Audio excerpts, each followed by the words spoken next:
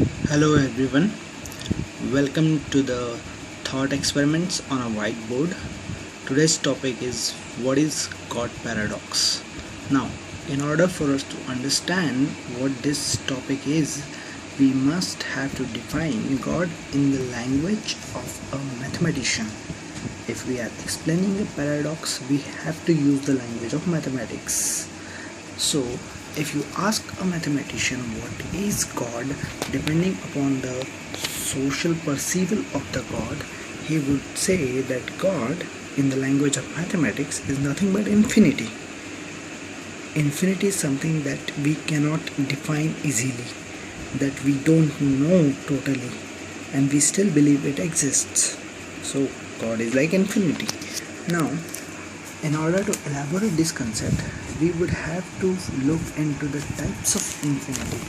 There are two types of infinity, microscopic infinity and the macroscopic infinity. The one which you are aware of is the macroscopic infinity, which actually is nothing but the definition because of the limitation of the human consciousness that cannot understand something which cannot totally measure it. So that immeasured part is just labeled as macroscopic infinity. They are too large to measure. Now, what is microscopic infinity? Now, this is the absolute infinity. How? Let us see. See, if we look at the atom, what do we see? A nucleus with a surrounding cloud of electrons, right? Now, an atom is made up of neutrons, nucleus and electrons. Nucleus is made of protons and neutrons. The protons and neutrons are further made up of quarks. The quarks are stick together by the gluons.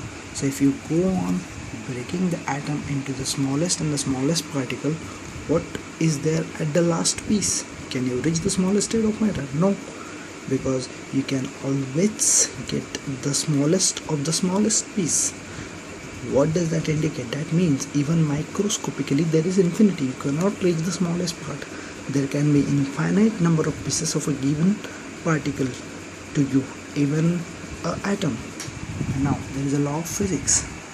As you are seeing in this figure, there is A, B, C and D orbits. Now if you have to remove an electron from the D orbit, you would require a certain amount of energy which would be less than the amount of energy required to remove an electron from the C orbit, and further more energy would be required to remove an electron from the B, and the most amount of energy would be required to remove the electron from the A orbit.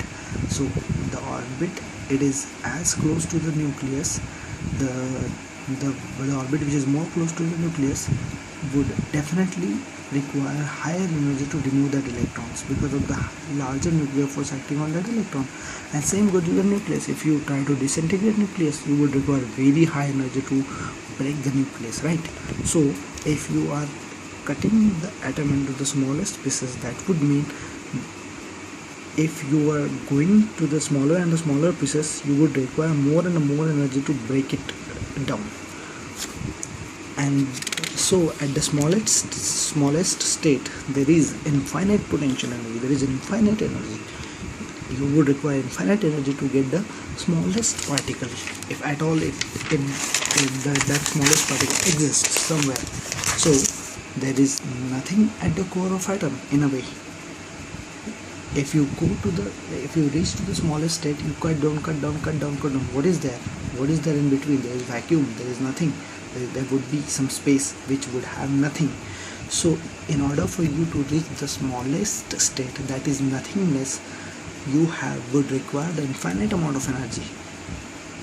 But the same nothingness is what is giving rise to everything. That infinite energy is somehow manifesting into the matter and creating you, me, the animals, the non-living things, everything that you know and you and we know of. So that same nothingness, which is capable of creating everything, was the same which was there at the time of Big Bang, and that same nothingness has given rise to the Big Bang.